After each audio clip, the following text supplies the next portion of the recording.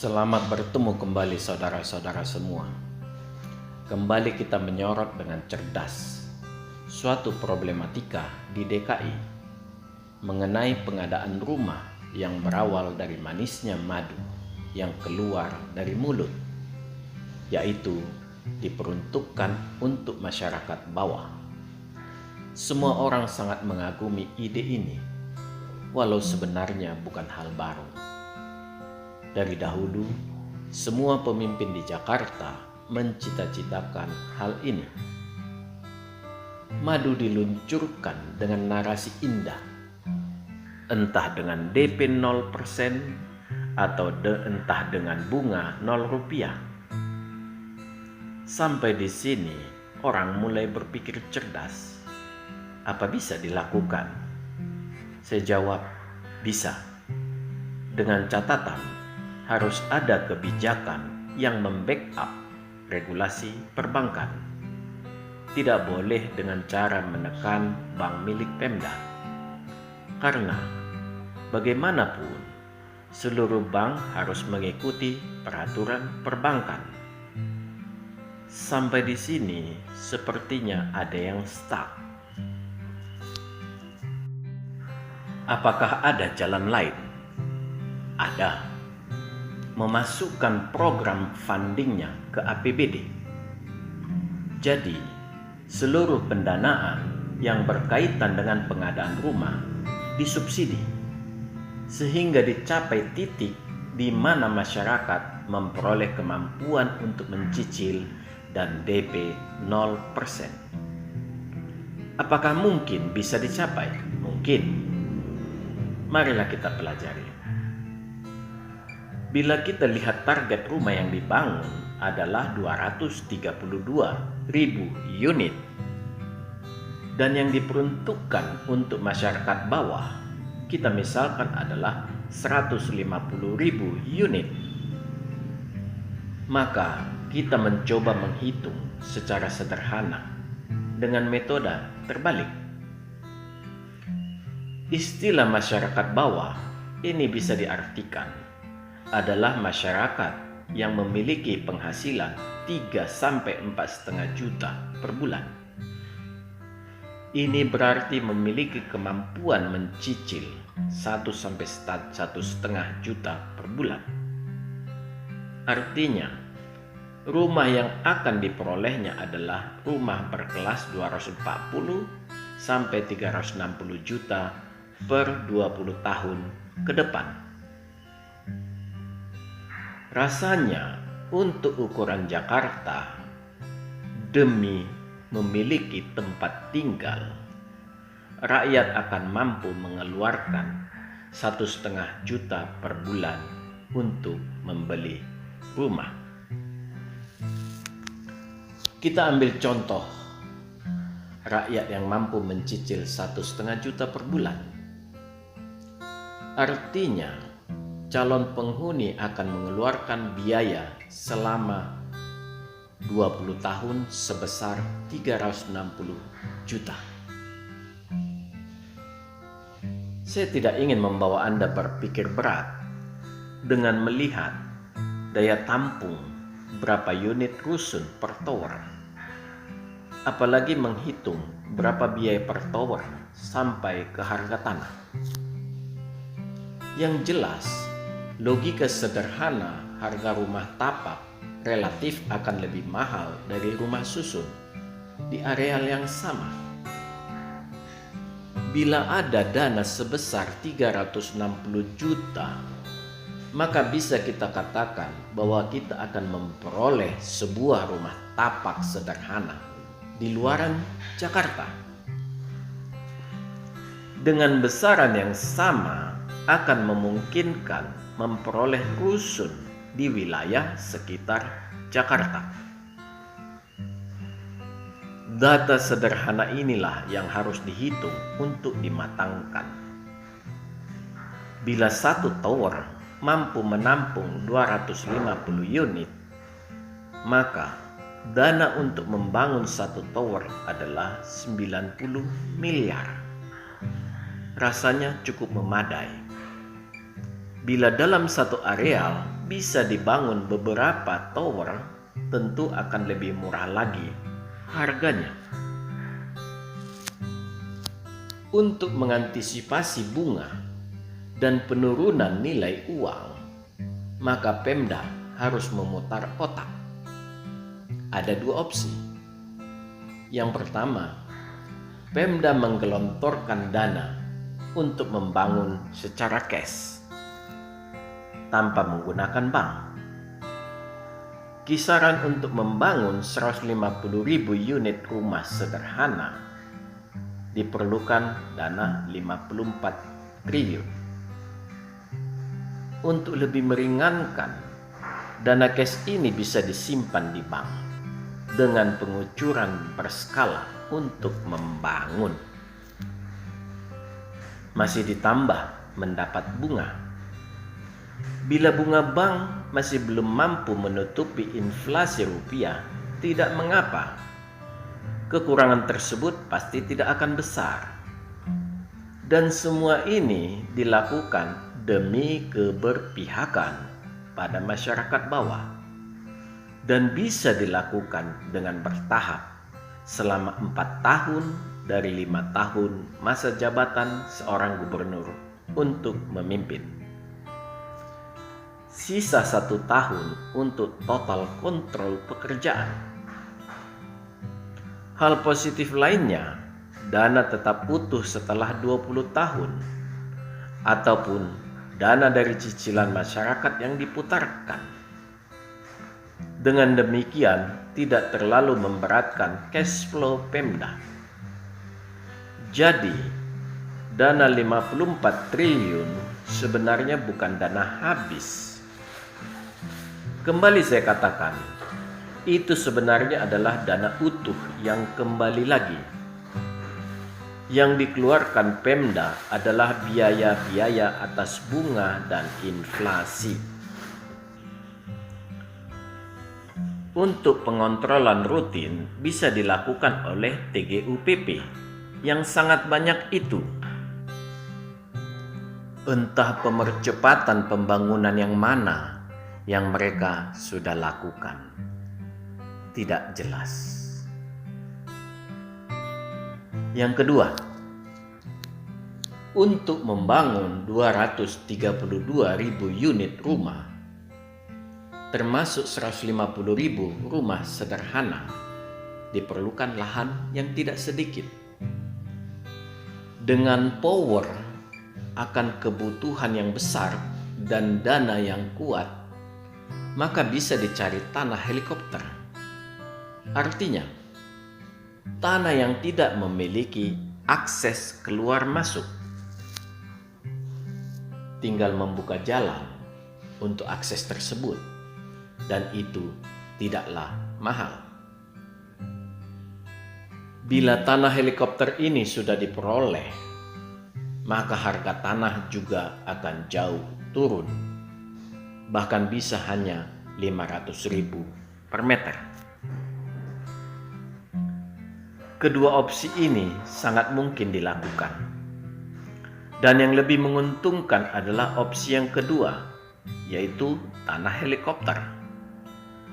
Apapun pilihannya, kedua-duanya tidak sulit dilakukan. Yang menjadi pertanyaan, mengapa tidak dilakukan? Saya tidak peduli dari mulai mafia tanah sampai mafia hantu.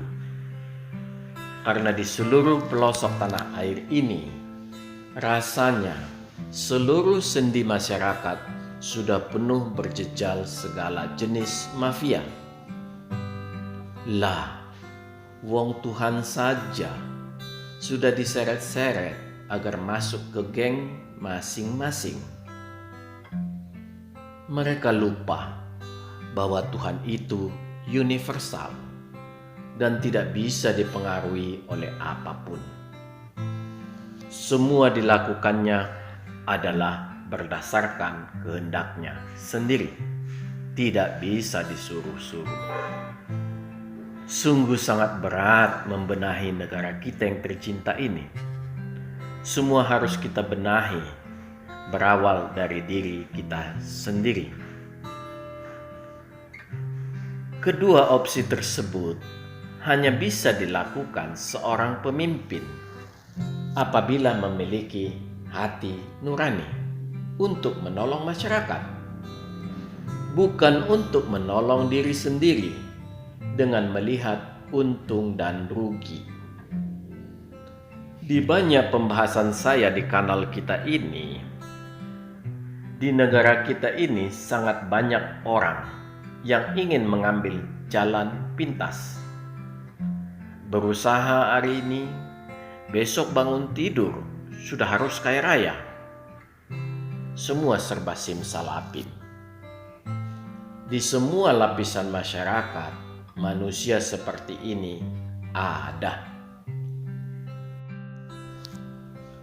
Memang dibutuhkan pemimpin yang memiliki hati yang benar-benar tulus dan mendidik untuk menghadapi masyarakat, dan juga harus berhati keras menghadapi kebobrokan sistem. Seorang pemimpin yang pekerja keras dan tangguh tidak boleh kelemar-kelemar, cengengesan.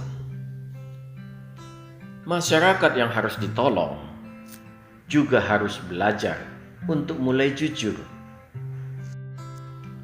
untuk mau melihat problem kesulitan hidupnya sendiri. Harus mau membuka mata bila ingin memperoleh rumah lebih terjangkau, otomatis harus mau ditempatkan agak jauh demi mengejar harga. Jangan malas dan jangan manja. Anda bekerja dan menabung sedikit demi sedikit untuk membeli sepeda motor. Sekali lagi, jangan malas dan manja. Jika Anda bertahan dengan tinggal di bantaran kali ataupun areal yang berbahaya, itu tidak hanya merepotkan Pemda, tetapi juga membahayakan penduduk lain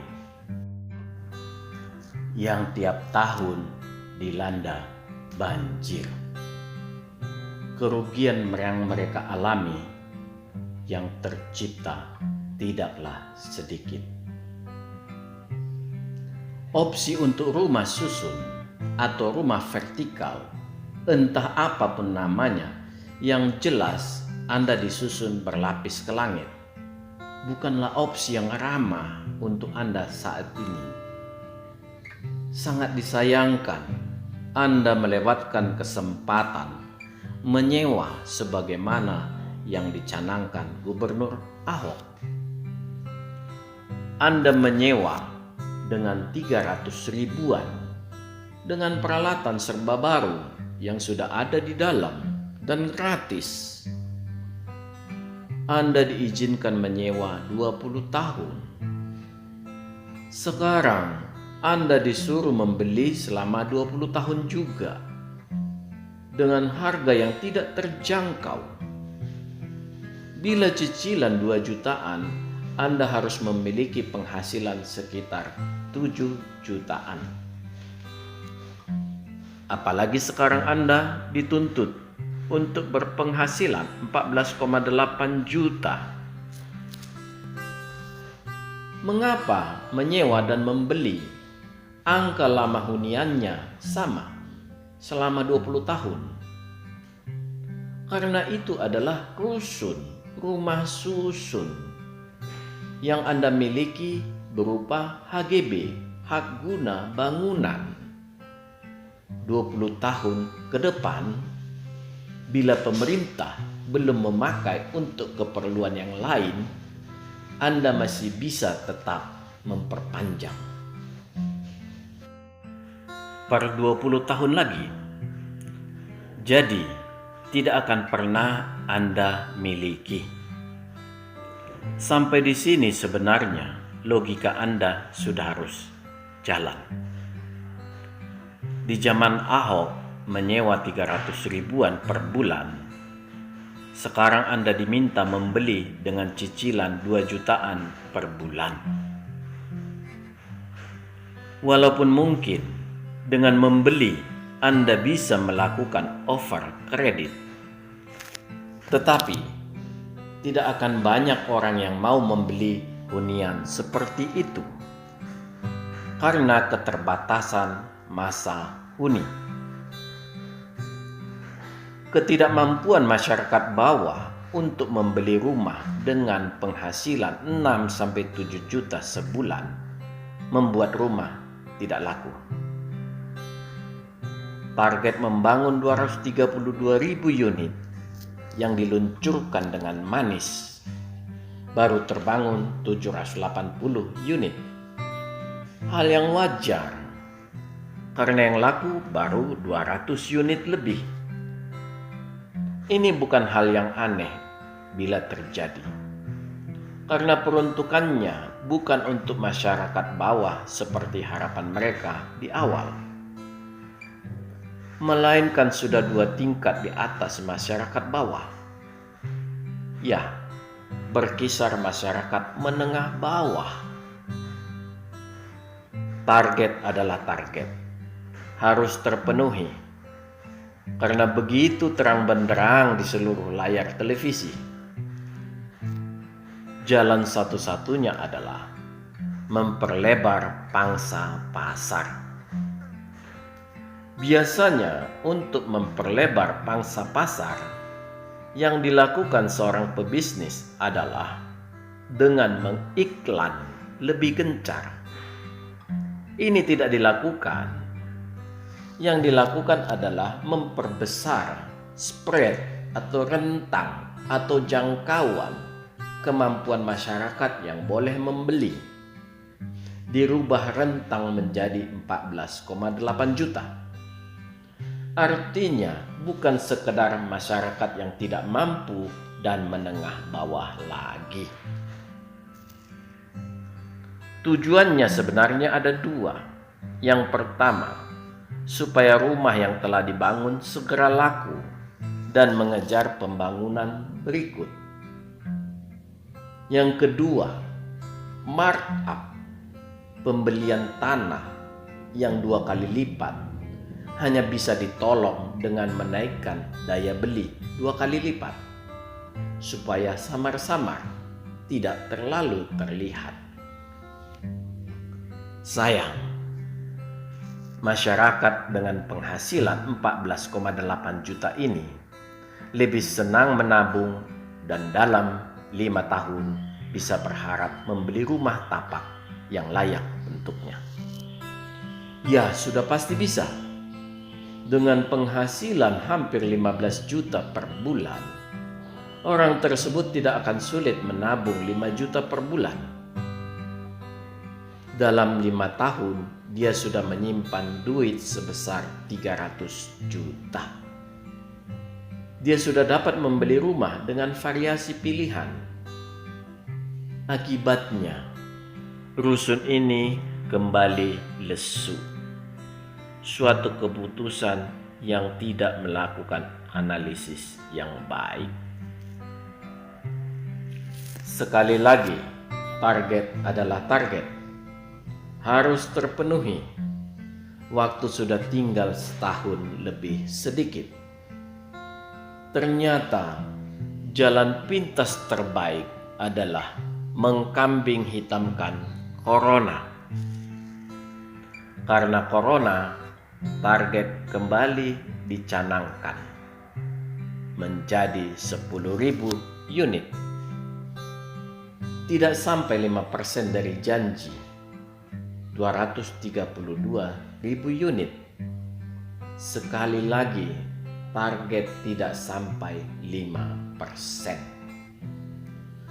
Seorang pengusaha sudah stres berat bila bisnisnya drop 40%. Mungkin dia sudah mendekati gila bila drop sampai 70%. Dan dia akan menarik pelatuk pistol untuk mengakhiri hidupnya. Karena tidak kuat menanggung beban jeritan karyawan dan keluarga karyawan yang menggantungkan hidupnya pada perusahaannya. Bila kurang dari 5%, masih tetap cengengesan, entahlah, rasanya Tuhan juga sudah enggan campur tangan. Salam, majulah Indonesia.